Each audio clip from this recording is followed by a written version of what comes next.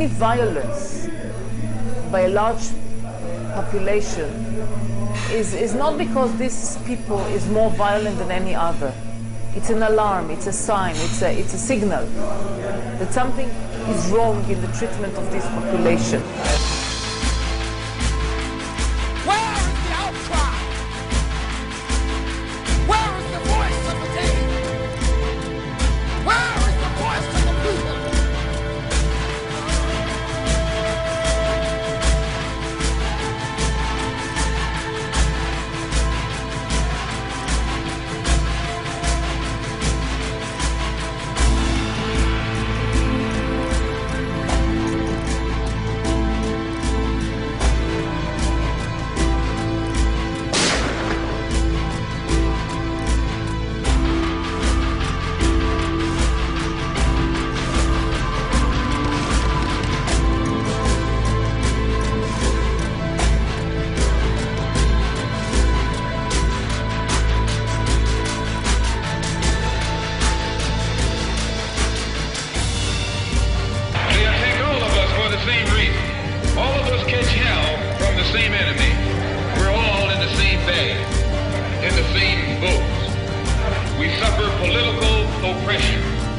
Economic exploitation and social degradation, all of them from the same enemy.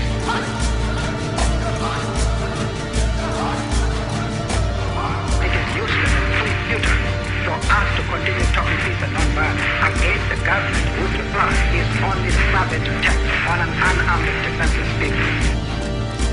This year will be a year of violence. This year is the keynote is violence and the slogan is attack.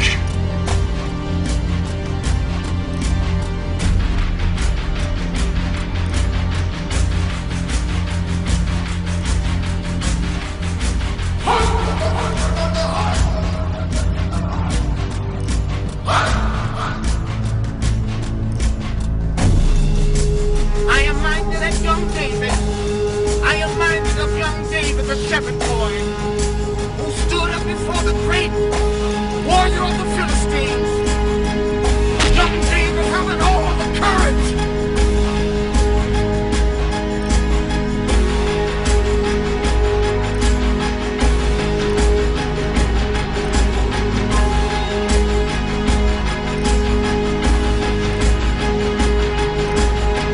There must be someone somewhere. There's got to be somebody somewhere. There's got to be somebody somewhere that cares.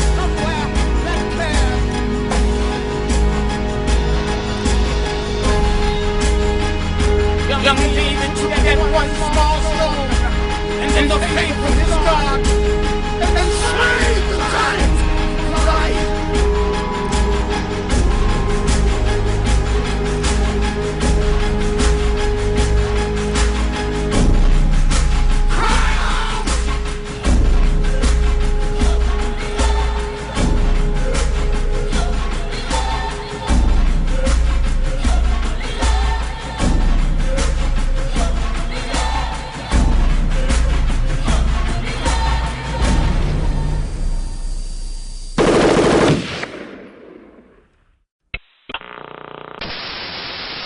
A Pathé dispatch shows the scene in Jerusalem as Jewish and Arab mobs clashed in the center of the city. It remains to be seen whether a threatened full-scale war will materialize.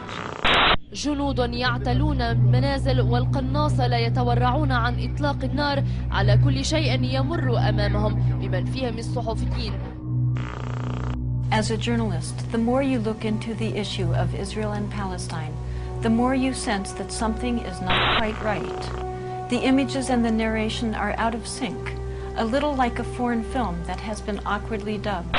بيوت مهدمة وطرق مدمرة وسيارات لم يعد يظهر منها إلا هياكلها، أما الطعام والدواء فوجوده نادرا. As you look into it for yourself, you begin to suspect that there is something extremely odd going on. The more you look into it, the more you begin to feel it is not just odd, it is deeply disturbing.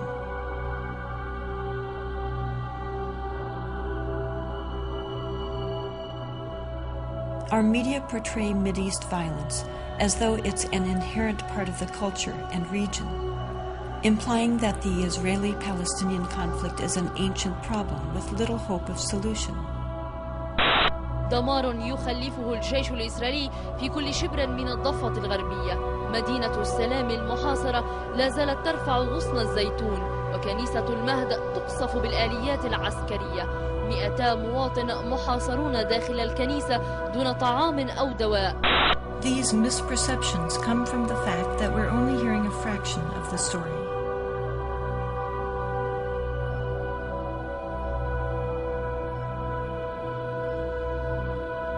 You are about to witness images and testimony largely hidden from mainstream America.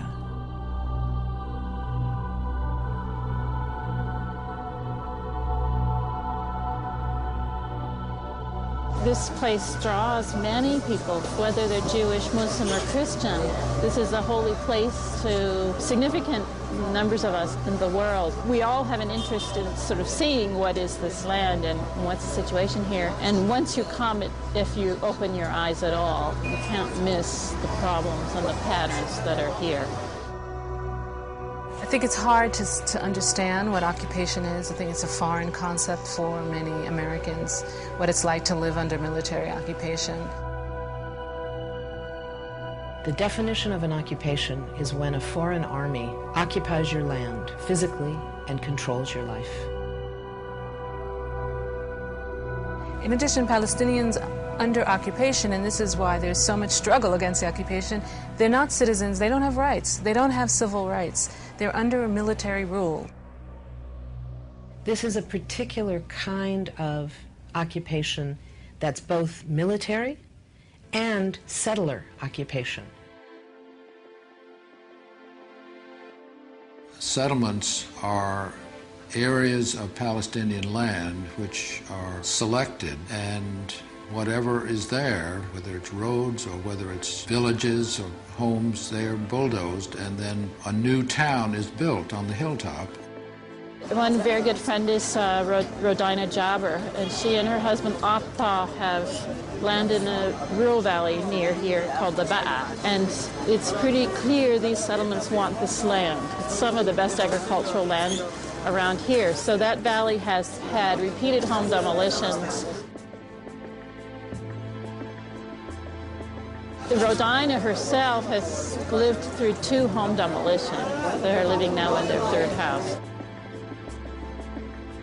اجت الجرافه وطبعا مع الجيش اللي هجم علي على الخيمه انا التخمت تهدوا ما تهدوا بنتقاتل انا وياهم انا اصيح ما يصير صاروا يضربوني في راسي وكان لي بقله وشعر هيك مسكني من شعري ونكت شعري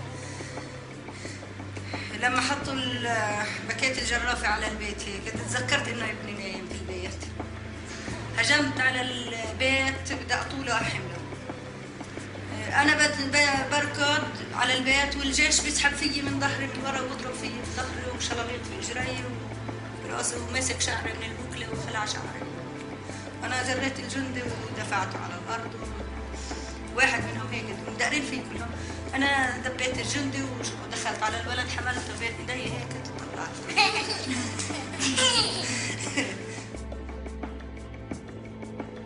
Rodina and her children were once again homeless and had to endure living in a tent for many months.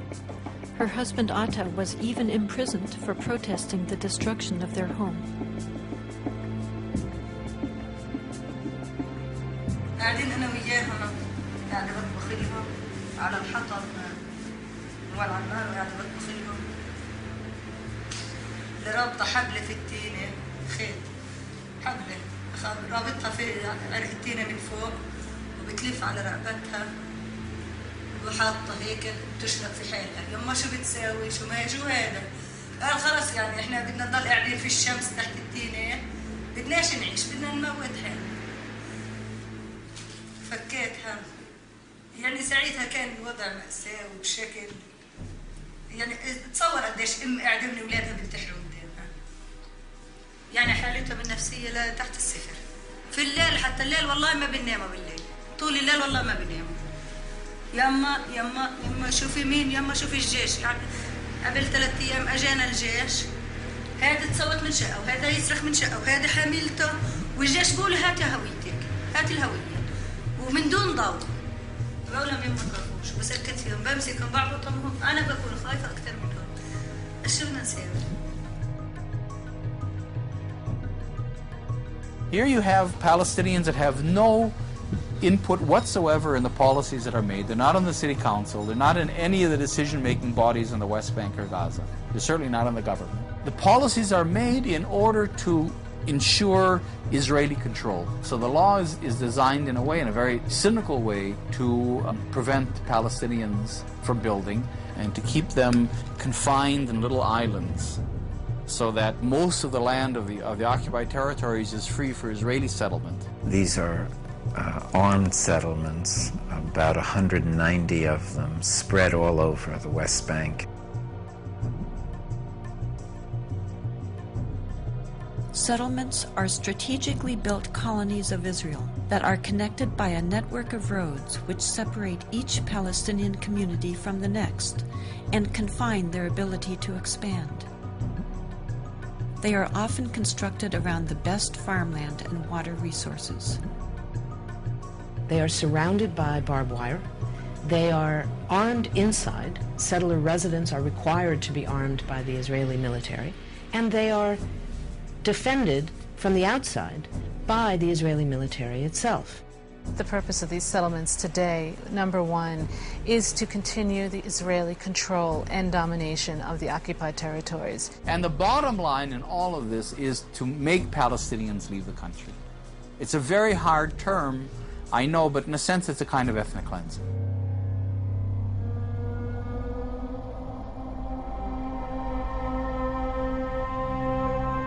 The Israeli government and the Israeli army is not dealing with people as equal. I mean, I think that that's the main problem, that Palestinians are not considered, are not perceived as equals to Israelis.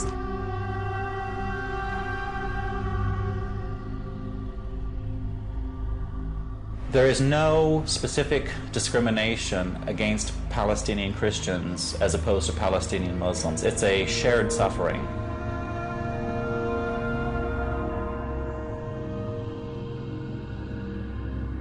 Christians see them themselves very much a part of the Palestinian national movement. They identify with the Palestinian people as being their people.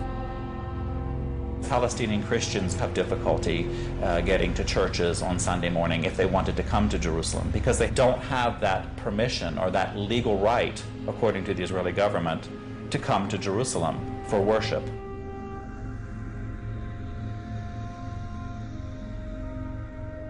This I picked up in a home of a wonderful Christian family in Beit Jala. And this is the kind of armor-piercing weaponry that's being used against civilians, innocent civilians.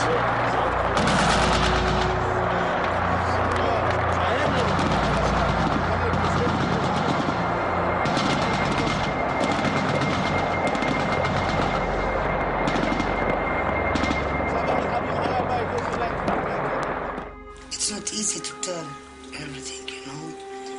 It's easy to say some words, but you can't tell how they feel.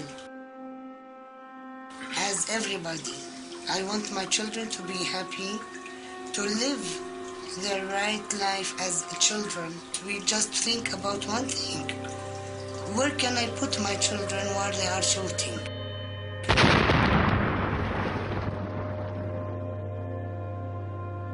They didn't want to go to school because they are scared to come back and there is no house. They doesn't want to go without me and the father because they think that they will lose us.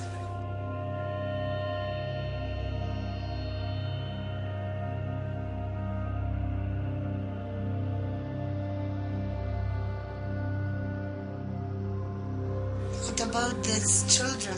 Why they are going to the streets? They don't think, let's go to swim. Because I'm sure they have no right to swim now. Why? Because we are Palestinian. Thanks God. I don't imagine that there is a woman in all of the world can send her child or her man just go to die. Do you think we are working all of this life to give them something and to let them die in a minute? Can you?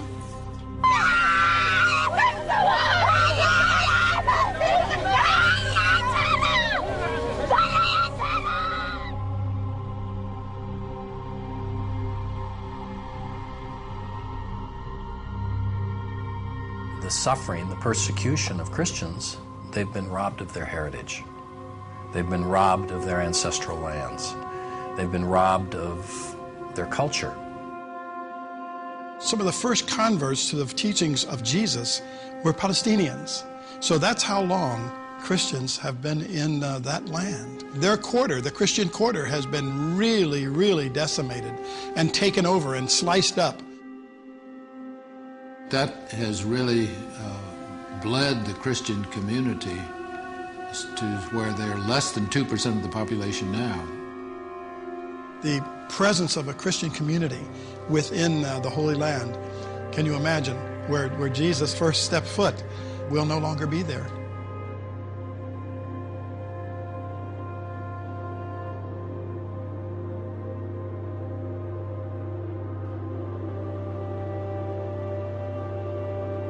I know both from the moral sense and from the practical sense that the only way to stop the violence is to treat the root cause from which the violence has started.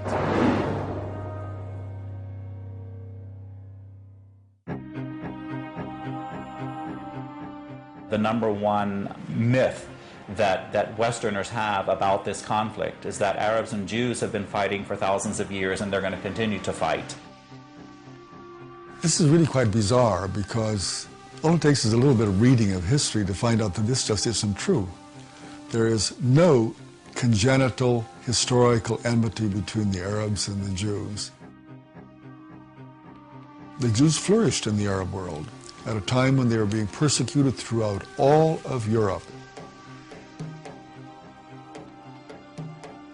At the end of the 19th century, because of anti-Semitism in Europe, European Jews began to try and figure out a solution to the Jewish problem. A very small minority adhered to Zionism, the idea that the only place in which they could be safe is within the Jewish state.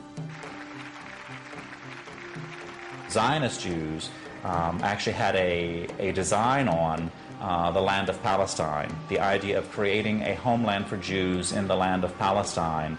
And this is really the beginning of the conflict. The mainstream Israeli Jewish society believed, because that's the way they had been educated, that Palestine was empty, had been empty when the Jewish settlers came there. Who paid the price when they settled there? Is it really true that Israel was a land without a people for a people without a land? Palestine was not empty. It was a land populated by Arabs who had a high level of culture, high level of education. With farms and markets and towns and villages and roads and commerce and lots of interaction with the rest of the world. The population was overwhelmingly Arab.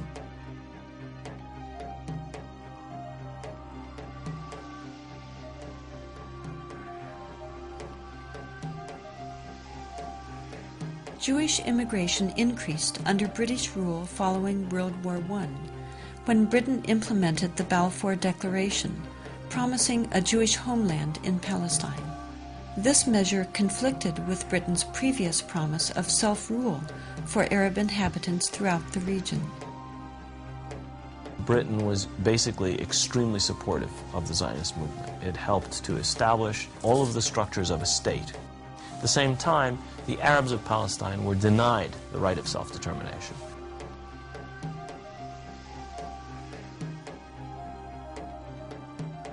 The Palestinians saw a European power decide the future of a non-European territory, in flat disregard of both their presence and wishes. In the 1920s, as land was being stripped away from local residents, the first clashes between Palestinians and Jews began, and would continue on for years to come.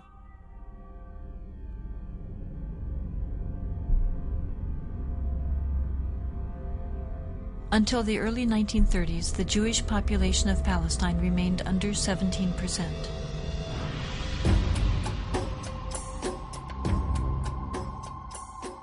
Hitler's rise to power in Germany completely changed that. In just 5 years, 174,000 Jews flooded into Palestine, doubling their population.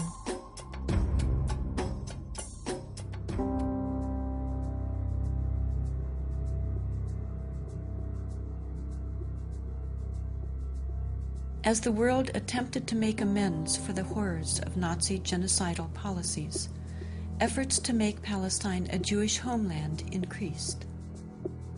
The Palestinians, they were not the Nazis. They were not responsible for the Holocaust. But they were the ones who paid the price. In 1947, with the conflict spiraling out of control, Britain decided to turn the problem of Palestine over to the United Nations. The UN, under pressure, proposed to divide the land into 2 states, an Arab state and a Jewish state. Arabs were to be given 43% of the land, despite the fact that they made up more than 2/3 of the population and owned over 92% of the land.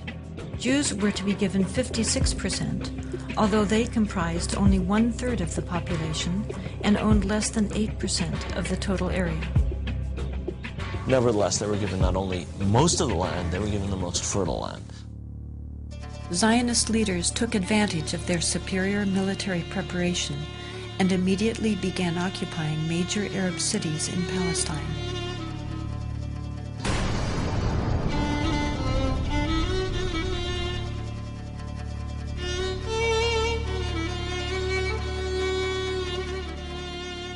I was among the people that conquered Akko. We were walking around, we entered the flat. There was a pair of shoes of a small child, maybe 2 years old. They didn't have time to put on the shoes, so they left the shoes and they ran away. They left everything.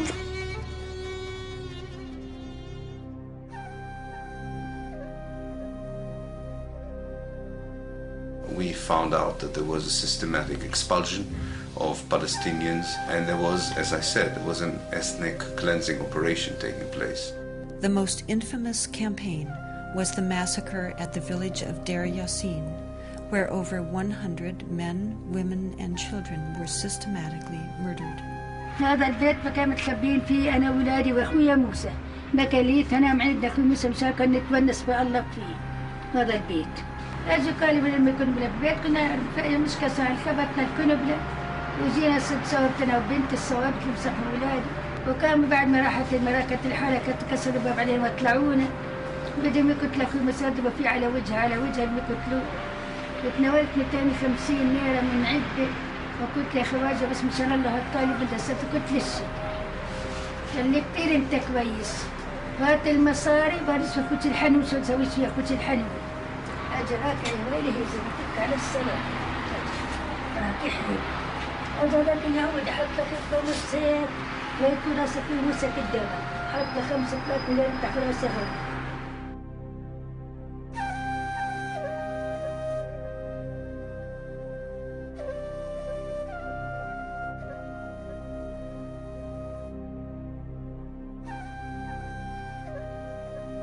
The ruthlessness of the attack on Deir Yassin drove fear and panic into the Palestinian population and led to the flight of unarmed civilians from their homes all over the country.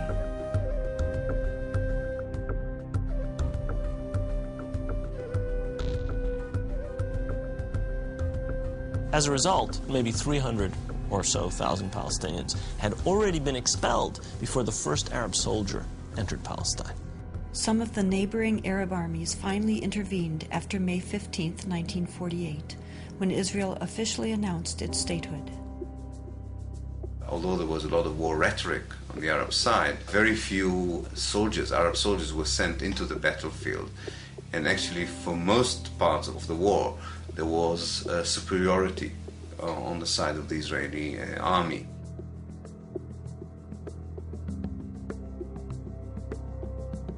The Israeli army cleansed much of the territory and took over a large part of the designated Palestinian state.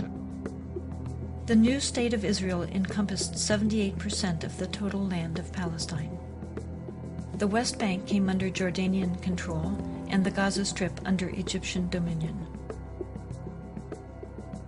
Although a truce was declared between Israel and the Arab states, true peace remained elusive, as over 700,000 Palestinian refugees languished in nearby camps, often in sight of homes to which they still held the deeds and a deep desire to return.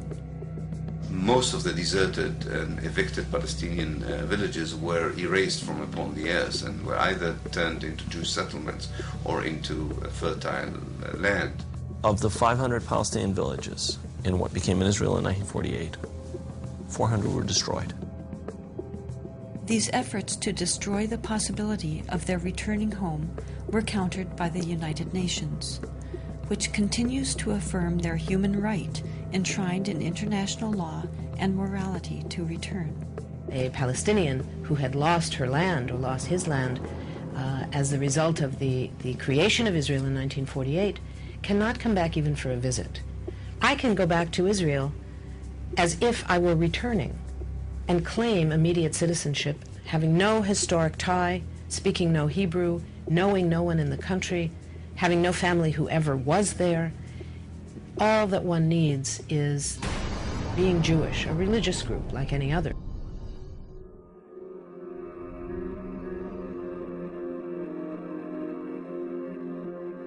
I'm a witness. I know the Arabs are very good. No problem till the Zionist movement starts. My grandmother told me before the Zionist movement starts, they babysitting each other, the kids.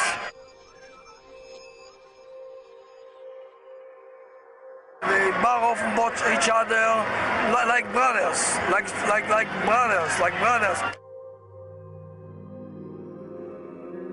The idea of Zion to take away the land from the Palestinians, from the Arabs, is starting the whole fighting. Not Arabs the problem, not Jews the problem, not Judaism, not Muslim, only Zionism.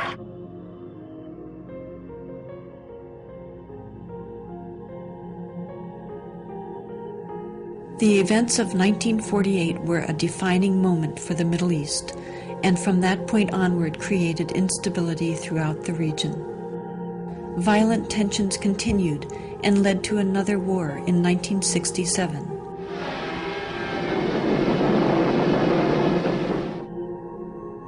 In that war, Israel occupied the remainder of historic Palestine, what is known today as the West Bank and Gaza. Another myth was that Israel was about to be pushed into the sea, but I was working in the State Department at that time. There was no question of Israel being pushed into the sea. The question was just the rapidity and the totalness of the Israeli victory, and the victory was crushing. During the 1967 war, Israel displaced more than 400,000 Palestinians, half of whom were 1948 refugees, displaced for a second time in less than 2 decades. It became clear that the world was not going to address their plight. Palestinians in Israel lived as third-class citizens of a state whose core identity excluded them, while those in the newly occupied territories and abroad continued as dispossessed refugees. The United Nations passed resolution after resolution affirming their rights. Leaders of surrounding Arab nations verbally championed their cause, but failed to take action. Finally, Palestinians took matters into their own hands. There was a mass uprising, in Arabic an intifada, shaking off, as people throughout the West Bank and Gaza Strip rebelled.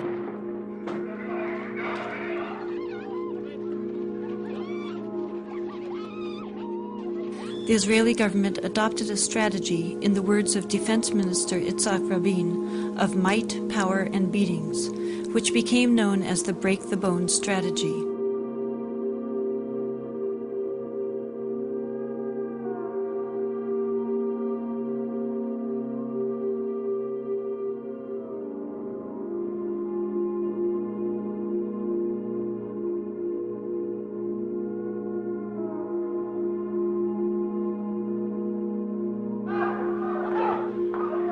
Thousands of Palestinians were rounded up and imprisoned.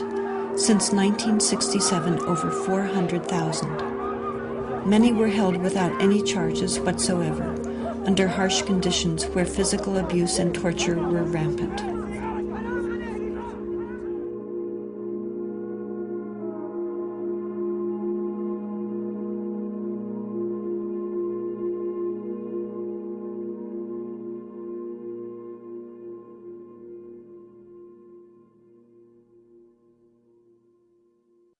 Today, we bear witness to an extraordinary act in one of history's defining dramas. The Oslo process begins officially with the handshake on the White House lawn.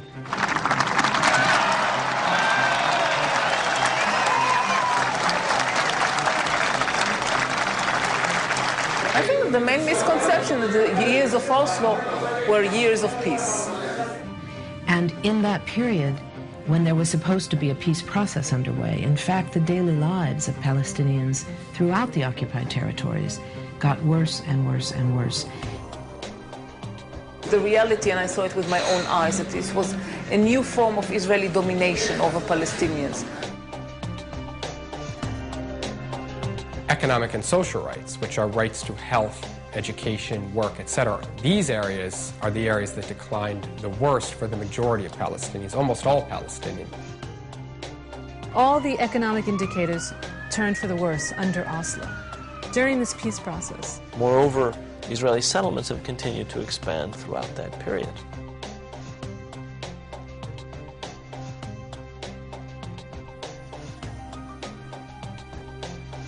At the same time that Israeli control was expanding, the Palestinian Authority was given the trappings of power over the shrinking and non-contiguous Palestinian land, being held out as a future Palestinian state.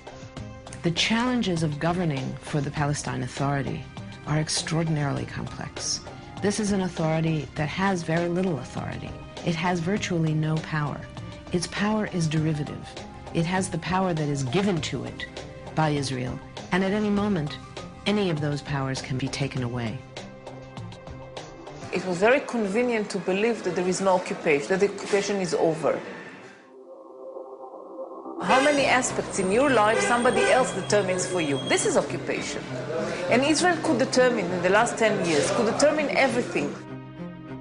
But everybody heard Arafat saying 10 times to 100 times that Ramallah is liberated and Gaza is liberated. How can it be liberated if there is an army around it?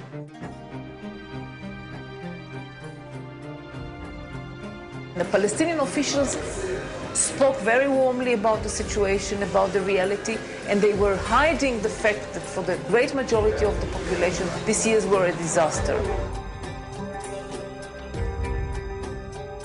Those abuses, those violations of the public trust have been happening regularly since the Oslo process began. Palestinians who would protest against Oslo were labeled as terrorists. The authority would not allow it, the PA.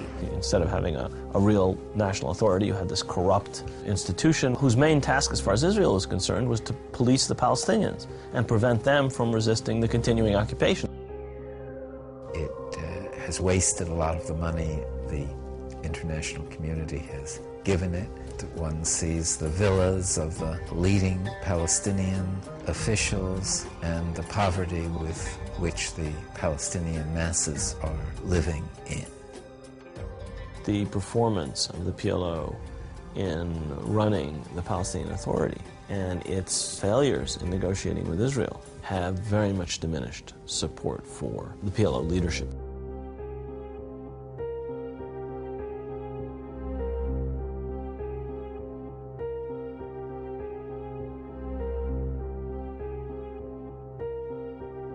While Americans were being told by the media that a peace process was moving forward, Israel continued its policy of home demolitions.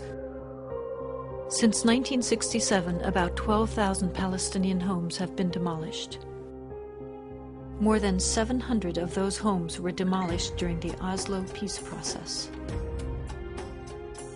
What you've got to have, and I think it's a fair demand on the part of Palestinians, that during the process of negotiation, you're not turning over more and more territory to Israeli settlers and changing the character of the land that you're supposed to be negotiating about. The notion that this is going to be a negotiable question does not ring true to any Palestinian who lives up against one of these settlements, which are continually expanding. And what does it mean to expand? It means you steal more land. Abdul Jawad is a Palestinian farmer whose family has lived there and tended the land for centuries.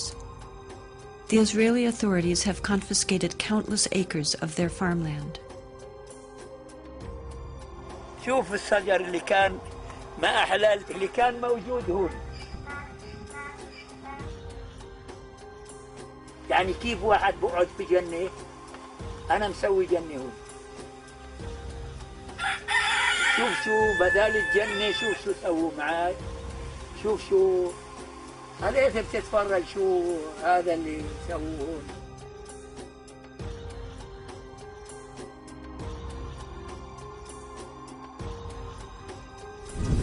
شوف الأشجار كيف بيطلعوا من تحت الحجار، شايف كيف؟ يطلع الأشجار من تحت الحجار، مش حرام هذا يبقى بدل ما يقعد بني آدم اللي بيقول الله، مش حرام هذا يقعد بداله حجر زي هذا؟ هذه معيشتنا، لا إنا لا برا ولا بحرا ولا جو، هذه المعيشة تاعتنا، وبنستنى لطف الله. شو نعمل؟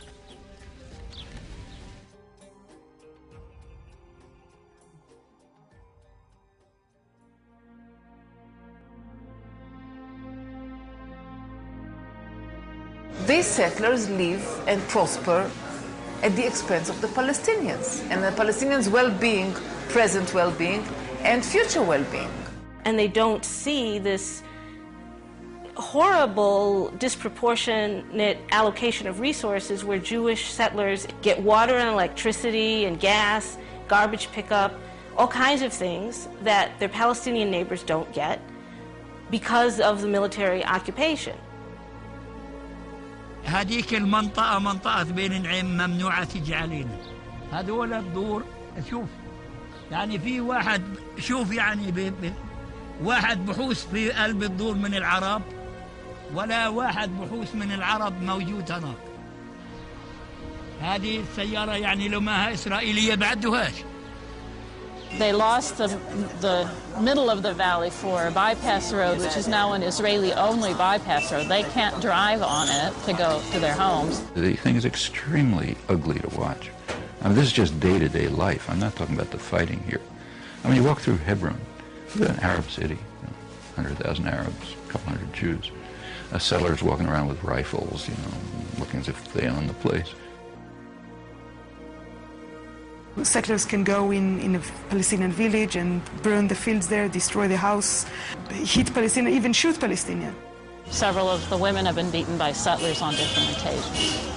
In each of those cases, we were just being a nonviolent presence on the street, observing when settlers were acting out, and they just attacked different ones of us.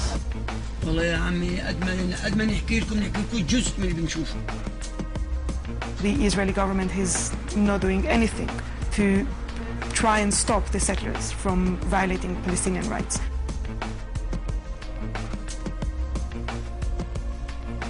From all the cases that settlers actually killed Palestinians, very few were accused of murders, but then the president came and gave amnesty or shortened the punishment that they received from the court. In some cases, they cooperate with them, they guard them. Like one case, the settlers went and took a house, Palestinian house, and just said, well, now it's ours. So the border police stood down there to protect them because the Palestinians were angry. So the border police just stood there and protected the settlers instead of course, arresting them, just saying it's illegal. The bottom line is to make things so difficult for the Palestinians that anybody that wants a future for their children, anybody that wants to get ahead in life, anybody that wants a normal life will leave. يعني أنو اللي عنده جنة زي هذه ويعني بده يرحل وبده يروح ويرحل ويدشرها. وين بدنا نروح احنا وندشر ارضنا اللي زي هذه؟ The Jabr family continues to live under constant harassment. Most recently, Abdul Jawad broke his leg while trying to protect his grandchildren from settler attacks. Many of us feel hostage, that we're held hostage to the settlers.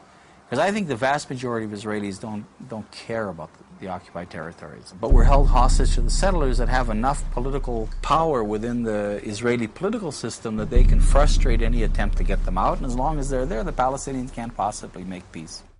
There are two kinds of settlers, basically. There are the ideological settlers who feel that these territories have been promised to the Jewish people by God, and they feel that every place which is mentioned in the Bible, they have not only the right but the sacred duty to come and to build a modern Jewish settlement. And if Palestinians who live on that spot have other ideas, then they have the right to break their resistance by force or to call in the army. And the other kind, which are the more majority of the settlers, are in fact ordinary Israelis who came there simply because the government was offering them very cheap housing. When you go to live there, then most of the money you get is a government loan, and if you stay there for 10 years, then you don't have to pay back the loan.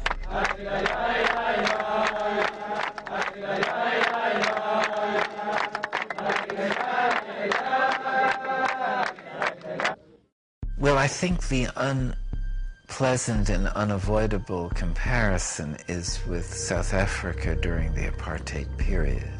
And I must say that having visited South Africa, that they were much better off than the Palestinians living in the refugee camps.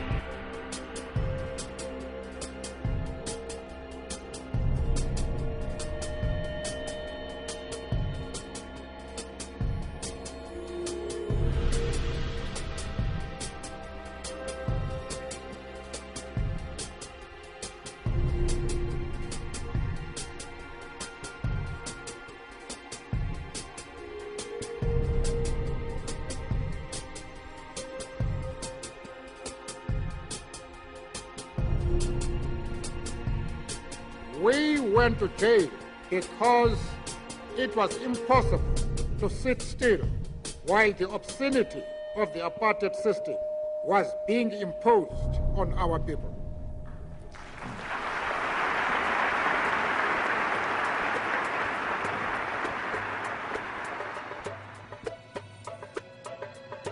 The United States is seen, quite correctly, as being the sole supporter of Israel, and that Israel would not be able to do what it is doing without American green light. The U.S.-Israeli relationship is really unique on Capitol Hill. In my 22 years that I served there, there was never a moment when there was really a debate about U.S. policy in the Middle East. It was always, what does Israel want? And almost always, Congress gave them exactly what they wanted without any debate, without any amendments being considered. This type policy exists as a result of a number of factors. First of all, there is the lobby, the U.S. lobby for Israel, AIPAC, American-Israeli Public Affairs Committee. It has multi-million-dollar budget. It has a highly professional group of people working on Capitol Hill. They know the legislative process, they know the personalities, and therefore advance what's best for the state of Israel. Congress seems to think that if you oppose what Israel wants, you'll be defeated in the next election.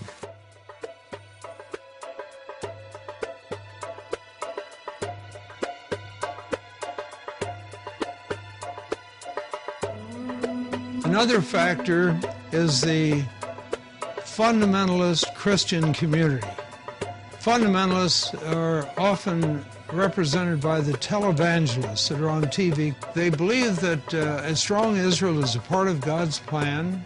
They believe that the day will come when a battle will occur in the plain of Armageddon in the Middle East. There will be the forces of truth and righteousness on one side, forces of evil on the other side.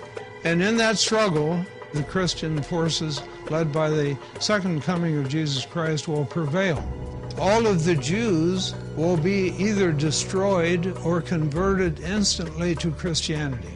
It may sound to the viewer as a very far-out notion, but believe me, it is widely held and supported by millions of Americans whose doctrines really, in the ultimate, are hostile to the survival of Jews, but nevertheless, the supporters of Israel see this vast body of American people as being a great asset at this time, so they embrace them.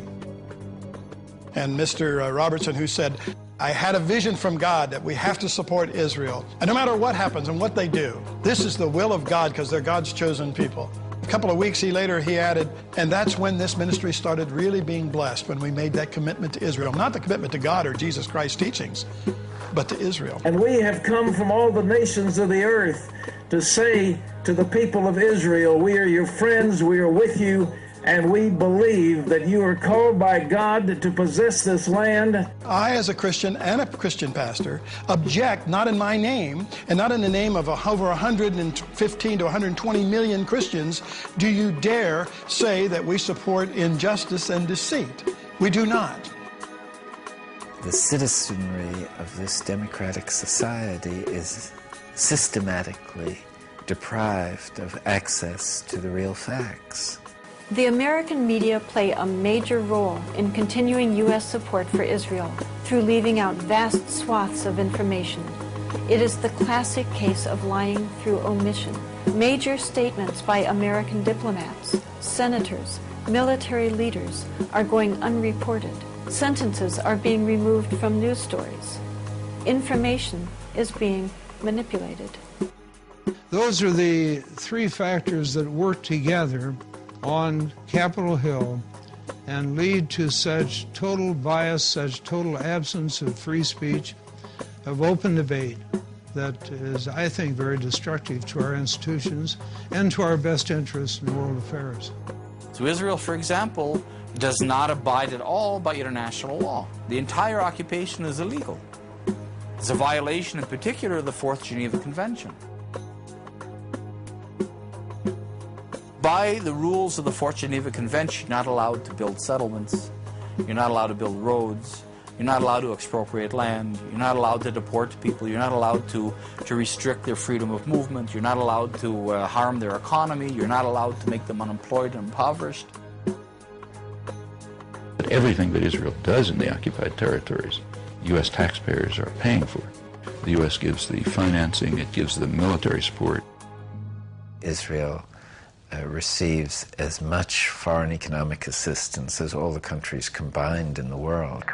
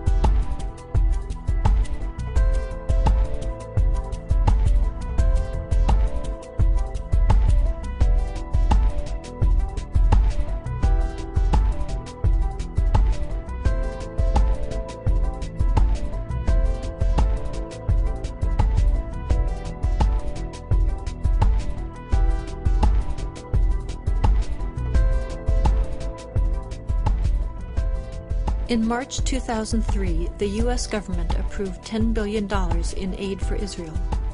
At the same time, it withheld a $3.5 billion grant to upgrade the training of first responders, those who would be first to respond to a terrorist attack.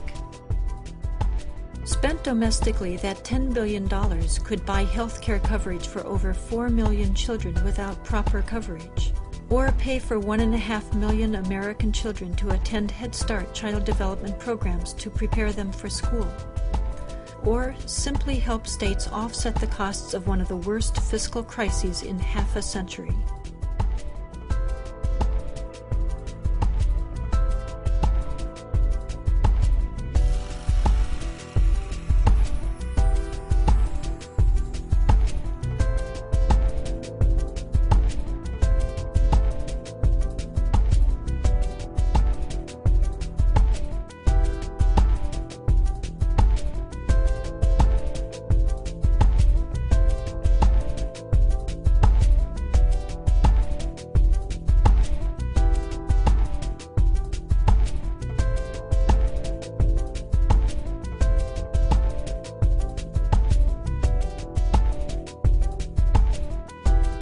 One of the reasons that the American commitment to Israel is so strong, that it's not only reflecting the impact of well-organized pro-Israeli lobbies, but it also represents the views of the Pentagon that sees Israel now as an indispensable strategic ally in the effort to control and exert influence throughout the region.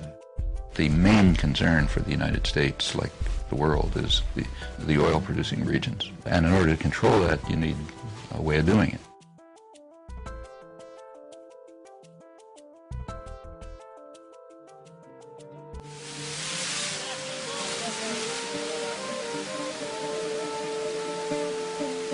Desperate for a peace that would finally end occupation, Palestinians again came to the negotiating table in 2000. People think, look, Israel was very forthcoming. It offered 95% of the West Bank, of the occupied territories, to the Palestinians, and they rejected it in violence. The assumption of that 95% argument is that getting 95% of the land gives you 95% sovereignty, a sovereign country. But I think it's very useful to think in terms of a prison. If you look at a blueprint of a prison, it looks like the prisoners own the place. And the prisoners have 95% of the area. They've got the living areas, they have the exercise yard, they have the cafeteria, they've got the work areas.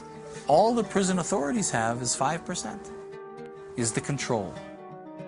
The average Palestinian didn't think they were throwing anything away because there was nothing to throw away. They had tuned out what Barak and Arafat were talking about, because on the ground there were ongoing land expropriations, tree uprootings, road building, unfair water allocation, leaving many Palestinian families in the summer and fall with 2 hours of running water a week, when next door you have a settlement with a swimming pool and green lawns. So what do you expect people to think?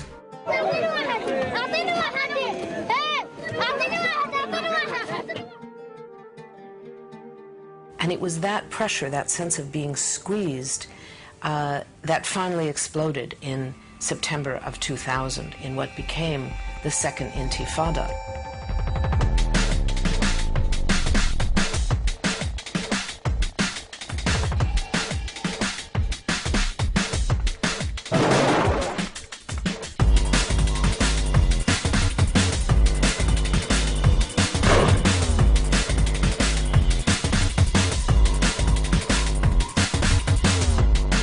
What is called the Second Intifada is essentially a mobilization of resistance against this structure of occupation and oppression. Israel, from the very beginning of these demonstrations, had indeed relied on excessive force. They had used live ammunition against unarmed demonstrators, had inflicted several deaths, and hundreds of casualties in the opening days of the Intifada.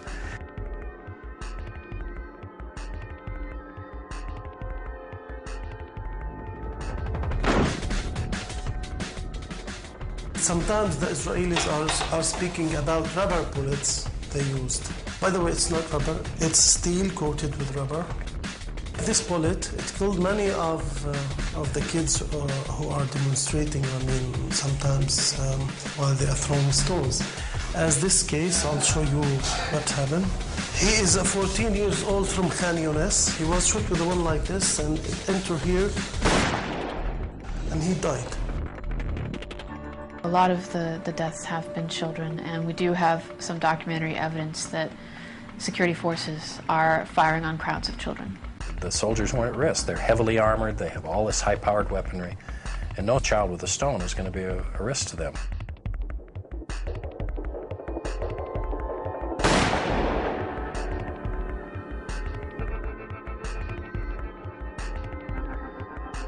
Most of the Palestinian abuses involve shooting at settlements, ambushes on settler cars, and obviously the suicide bombings inside Israel. There are some risks to Israeli life. Many Israelis have been killed. When there was this horrible suicide bombing at the pizza place in Jerusalem, I went to visit some of the kids who survived that blast in the hospital. It was horrible. It was horrible to see what happened to these children. You see the blood, you see the agony of the family. This is what the world sees. But one cannot take it out of the general context. And the context is of an Israeli occupation which is, it seems not to be so brutal, but it's very brutal. It really makes people's lives unbearable.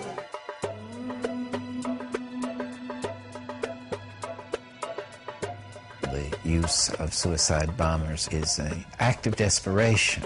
It's the weapons of the weak.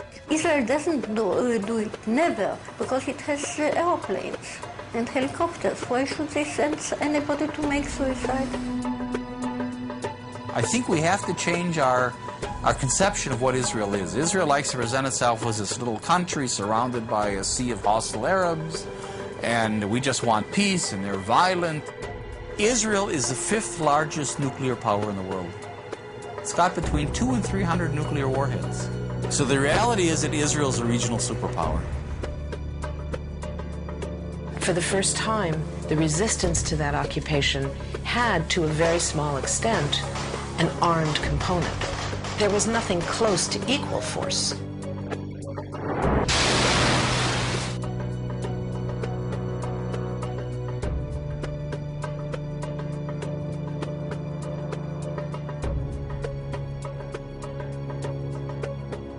At every stage, they had used grossly excessive force against a completely defenseless civilian population. The victims have been overwhelmingly Palestinian civilians, overwhelmingly, not armed groups or armed individuals.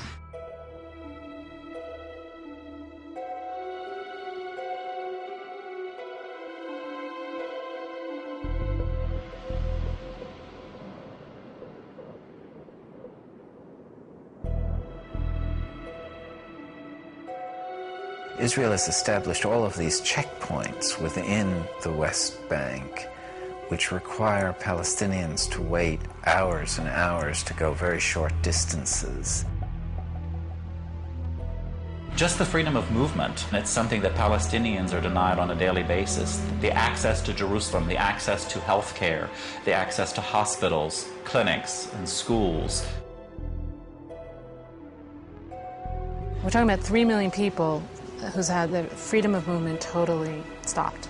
It's a violation of international law, that the right to freedom of movement is a fundamental right in the Declaration of Human Rights. What you have is young Israeli conscripts who look bored. These guys are sitting out there and they're watching thousands of Palestinians go by. They have carte blanche to pull anyone over and harass them for whatever reason. They can detain them for hours, and it's a dangerous situation. The main population that are being affected by Israeli policies is the civilian population. Those population who is not being involved in any attacks against Israelis, civilians or the army. During this time of closure, unfortunately, there have been lots of bombings, lots of attacks. The closure is not meant to deter suicide bombers. It's meant to punish and put pressure on 3 million civilians. People do not earn anymore because the majority of the Palestinians used to work in Israel, and the majority of the Palestinian economy was based on the income of people who were working inside Israel. Now they cannot go into Israel, so tens of thousands of families just lose the source of income that they had.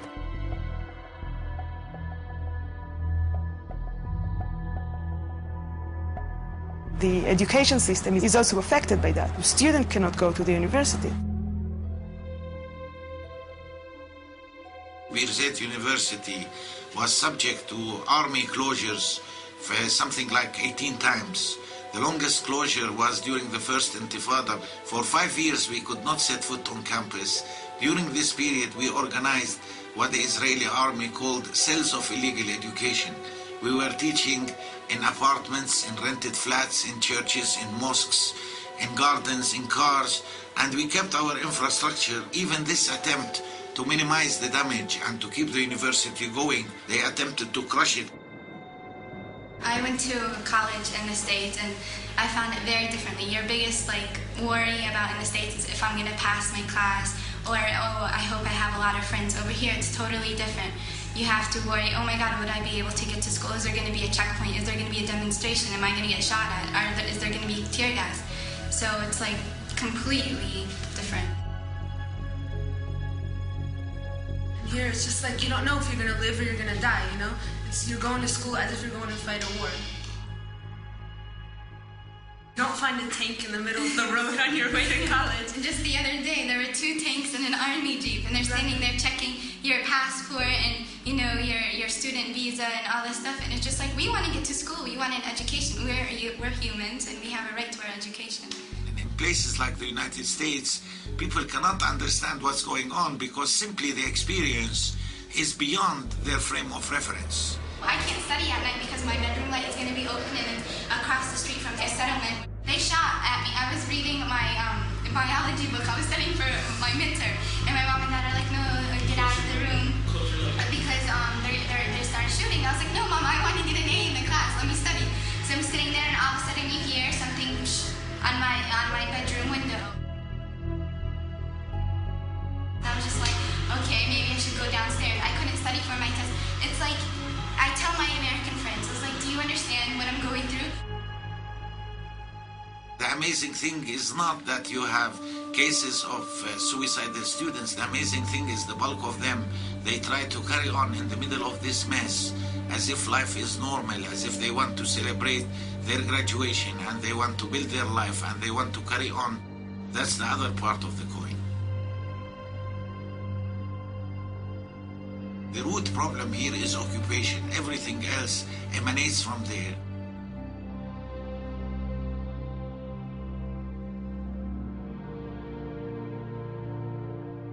The most severe problem is people who need medical care.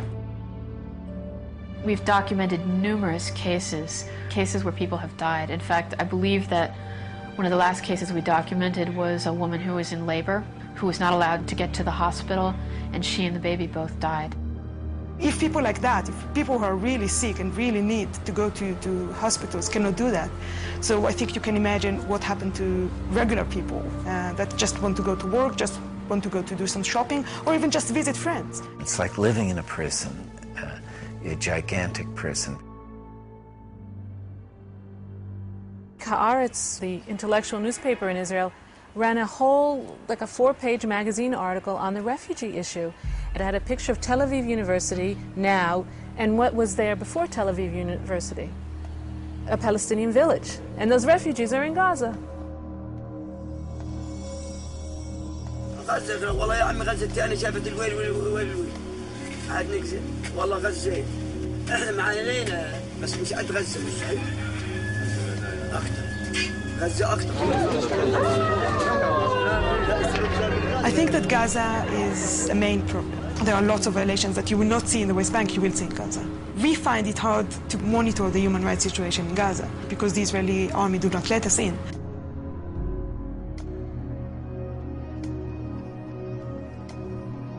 Palestinians in Gaza had been under Israeli military control for over 38 years, where 1.3 million Palestinians were crowded together to make room for 8,000 Israeli settlers.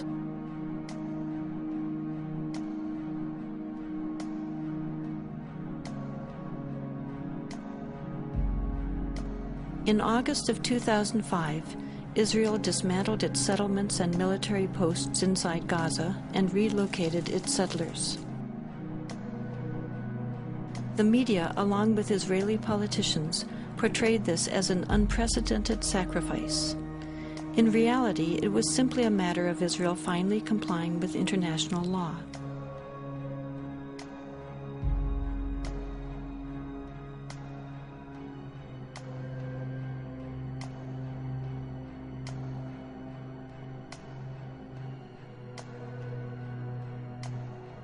Although Israel's presence inside Gaza is no longer visible, Israel will still retain ultimate control over Gaza's borders, coastal waters, and airspace, creating a virtual prison.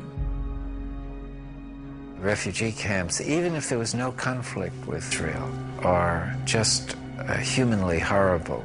They're so overcrowded. And you have 14 to 25 people living in a space.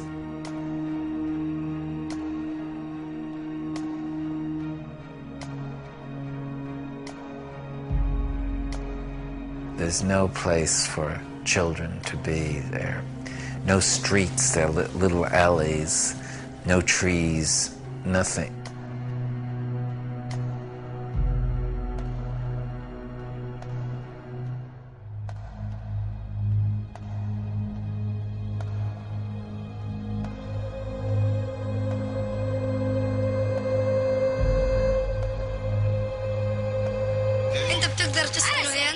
تسكن هنا تقدرش لأنه المواقف صعبة هنا والواحد إذا وقف قاعد هنا عطول بتلمس قبل ما يضرب الصاروخ بيبقى متلمسين لأنه كل ما يضرب الصاروخ بتشقق الحيط.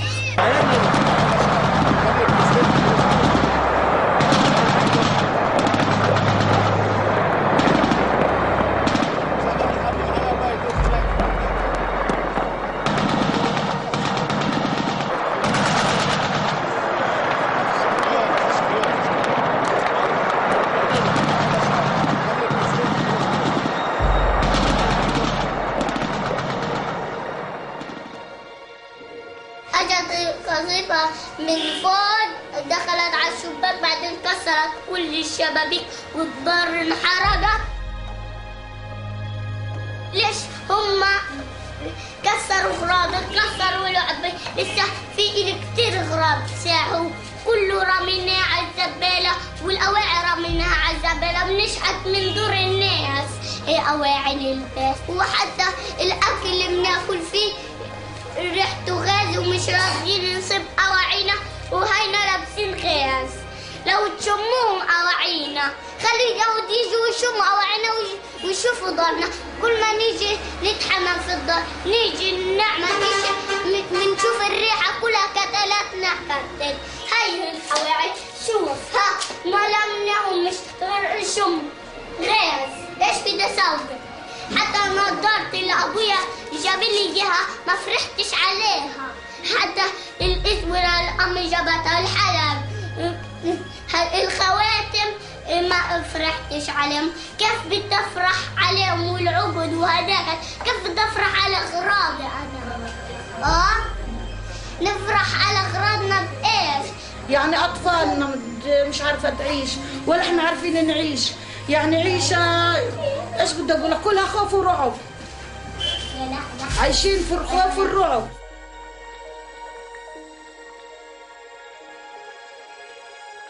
انا بروح المدرسة كل يوم بسمع الطخ. انا بخاف من الطخ حتى بصير راجف لما اشوفه.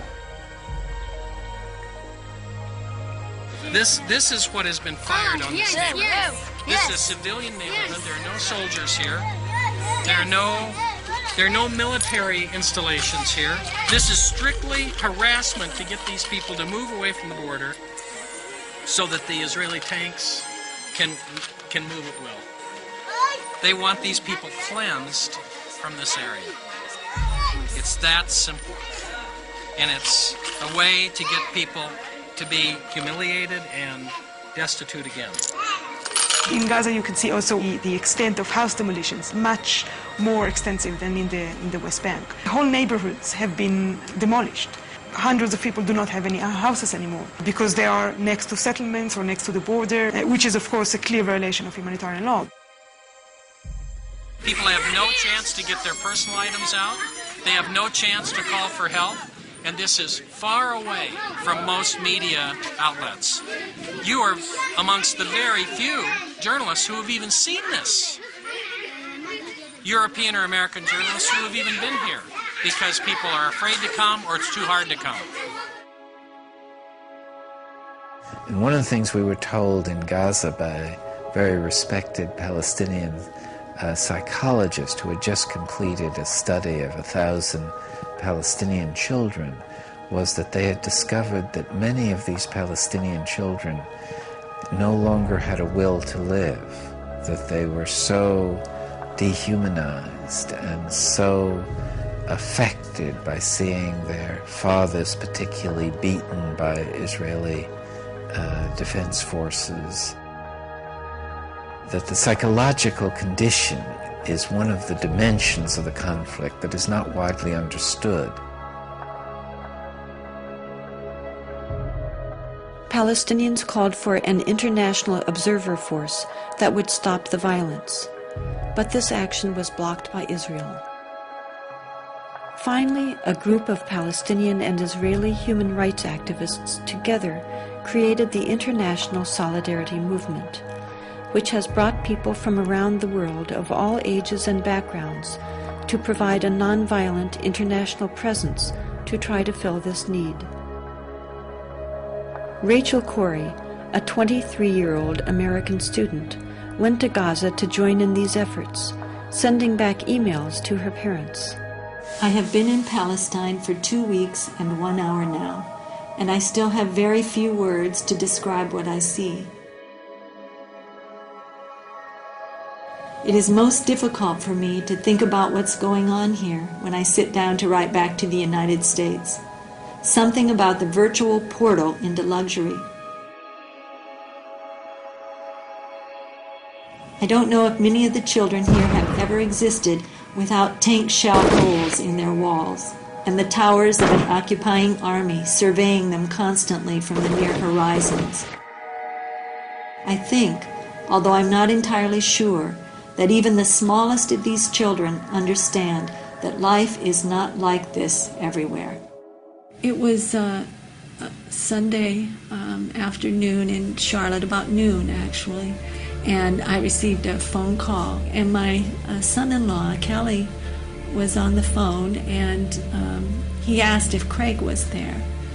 And something about the way he asked made me realize, I felt right away that something was wrong. And then I asked, why, Kelly? And he hesitated for a minute, and he said, we've had some very sad news. And then my daughter, Sarah, I could hear her in the background, and she got on the telephone, and she said, Mom, it's Rachel. And I think the first words out of my mouth then were, is she dead?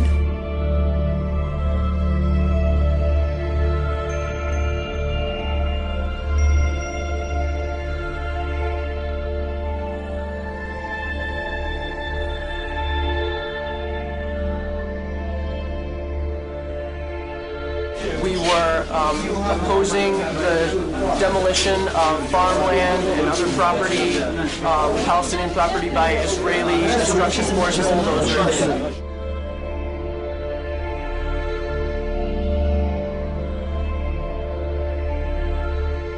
And the bulldozer drove up, and it kept going, and she tried to move back, but she couldn't move back, and she got caught underneath. She got caught underneath the bulldozer.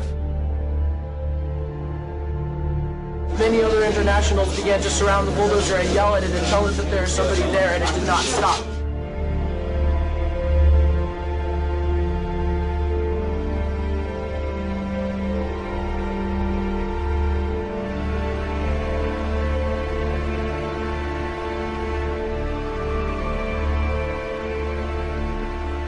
before Rachel was killed, she was protecting a doctor's home. And that's important to realize. And the 3 children, his wife, she knew that family, and that doctor felt that Rachel was like a daughter to him. He bought that house. It was in the middle of the neighborhood. There were other rows of houses between his house and the border. Those other homes, those other streets were all destroyed, and now it was his turn. And I've had people say, well, she was in a war zone, and Cindy points out that war zone is people's neighborhoods. Those are children. I'm here for other children. I'm here because I care. I'm here because children everywhere are suffering, and because 40,000 people die each day from hunger. I'm here because those people are mostly children. We have got to understand that the poor are all around us, and we're ignoring them. We have got to understand that these deaths are preventable. We have got to understand that people in third world countries think and care and smile and cry just like us. We have got to understand that they are us. We are them. My dream is to stop hunger by the year 2000. My dream is to give the poor a chance. My dream is to save the 40,000 people who die each day. My dream can and will come true if we all look into the future and see the light that shines there.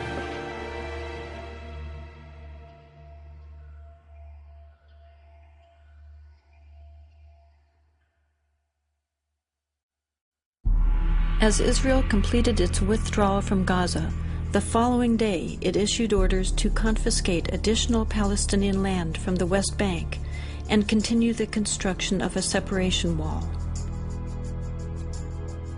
This wall is twice the height of the Berlin Wall and 4 times longer. It rips through villages, severing travel for work, healthcare, and education, separating farmers from their lands and families from loved ones. An Israeli study revealed that the barriers route was chosen in order to confiscate land intended for illegal settlement expansion, not for security reasons.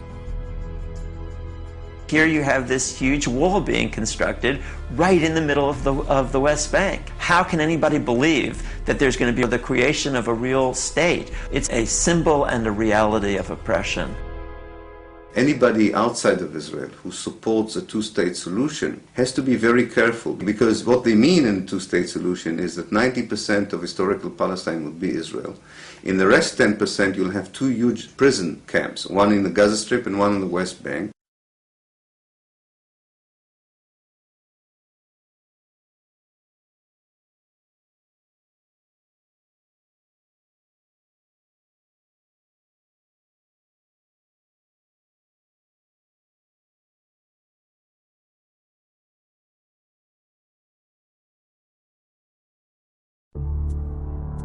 The people who fought in the war were also the people who wrote the history books of the war. And they already had a story that they made up about what had really happened. And that story was integrated in the Israeli educational system. It was integrated in the media, in the political discourse. Some of us who work as Jewish educators have been admitting over the last maybe 10 years that it is propaganda. Israelis don't understand what's going on. They don't know the occupation. We began to educate ourselves. And the first thing we did was invite women, Palestinian women, to come into our homes and talk to us and tell us what exactly was the problem as they saw it. And little by little, we learned about their lives. We learned about the suffering they encountered on a daily basis. We learned about the killing going on there, about the lives that were completely circumscribed by an occupation that they had no control over. I'm one of the few Israelis not in uniform and not a settler that's been in the territories in the last 9 months. You see that the army was actually waging a very cruel war. On the Israeli side, there seems to be no understanding that this is how you create terrorism. If you are so repressive on a people, you give them the sense of having no options, and that's a very dangerous place. In fact, there's a very clear correlation between the kind of human rights abuses that Israel commits in the West Bank and Gaza and the Palestinian militant response to those abuses.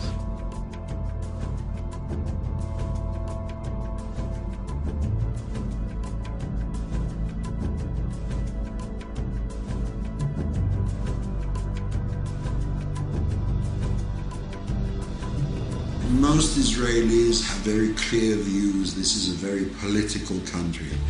And when you talk to somebody, you can argue all night. And you can go red in the face or blue in the face or whatever color, you won't get anywhere. But when somebody says, I refuse to do this, this is wrong for me, for us, for our country, this is immoral, and I'll go to prison rather than do it. And one guy does it, 5 guys, and 50 and 100, and people say, hey, what's going on here? These aren't cowards, these aren't traitors. Most of them are officers, by the way. So if these guys are refusing, there must be something wrong here.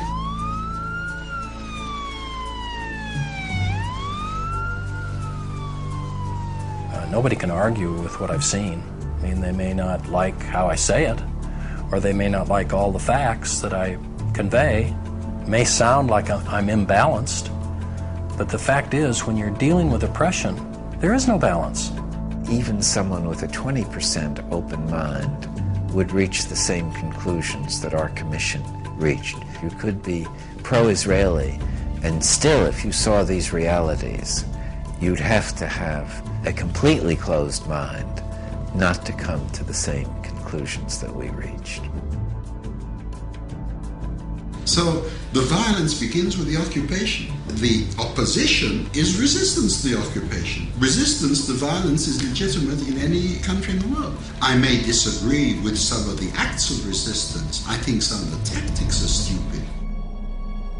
Attacks on Israeli civilians are stupid, immoral, and counterproductive. They should be stopped. We should not use violence whatsoever, because it really destroys our intentions, and it destroys our position, which is in the higher moral standing. We are the victims, and the world should not understand that we are the victims. Criticizing the Israeli government policy for assassinating people or for shooting children and maiming them, for thousands of children, that's not anti-Semitic, that's humane. We have to tell the truth about what's going on and say as clearly as we can, if you keep going down this path, you're going to destroy yourselves. No enemy will have to destroy you. You're rotting from within because of the methods you're using against innocent people. I don't think, even with the best video that you can make, Americans will really understand what it is like to be a Palestinian under occupation. I guarantee you, if you spend 1 week in Gaza or in the West Bank, you will understand it in a very profound way.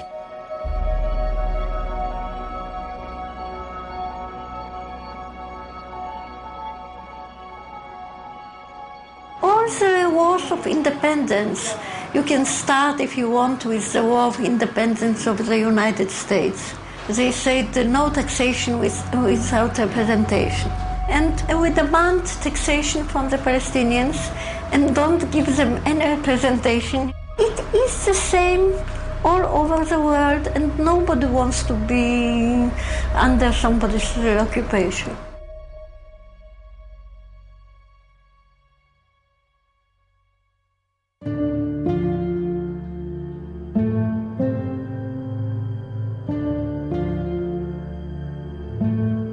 As an Israeli, we go to India and to South America to meet the Native American Indians. We're looking for these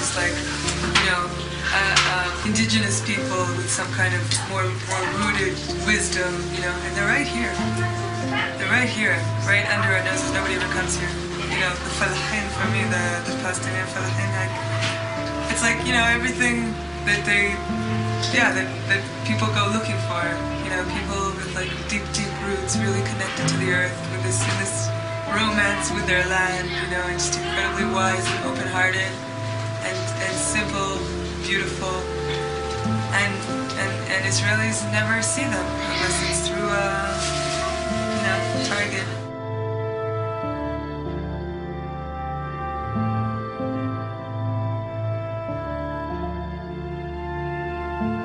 I wish that people knew what was really going on here, and I wish that people could see these people through my eyes.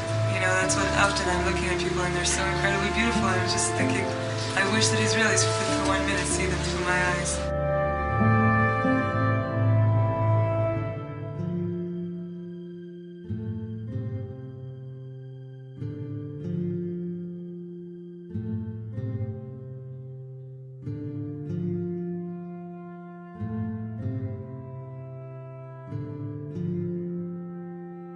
No amount of reading, attendance at conferences, documentary viewing, and word of mouth could have prepared me for the reality of the situation here. You just can't imagine it unless you see it.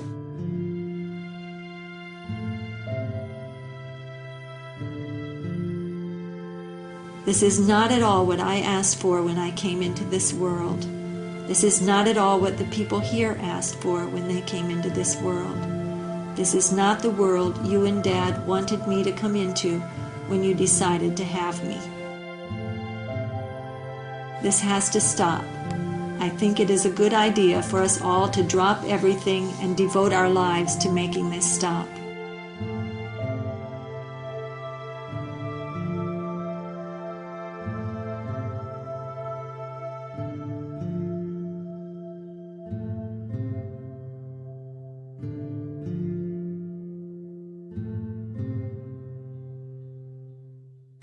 The real battle for justice in the Middle East has to be fought and won here in America. This is an American issue because this is an issue of American foreign policy. The Israelis are talking about this, and I think it's time for Americans to realize they're the only ones not talking about it. And it's actually very dangerous for their own interest and for the interest of Israeli Jews here. I mean, we're not going to be tossed in jail. We're not going to be tortured. You know, we're not facing what people in the occupied territories are facing. If we decide we don't want to do it, fine. But then try to look yourself in the mirror and say, I'm a murderer. It's really high time for Americans to step up to the plate, to do whatever we can, encourage our government to take a strong initiative to end the occupation. Those who really care about the interests of Israel should exert all the pressure possible in order to force Israel to stop the aggression, stop the repression, end the occupation. And the just solution has to be ending the occupation. Ending the occupation is step number one. Justice is the best way of bringing about security and peace. There'll be no security for Israel as long as this kind of oppression continues.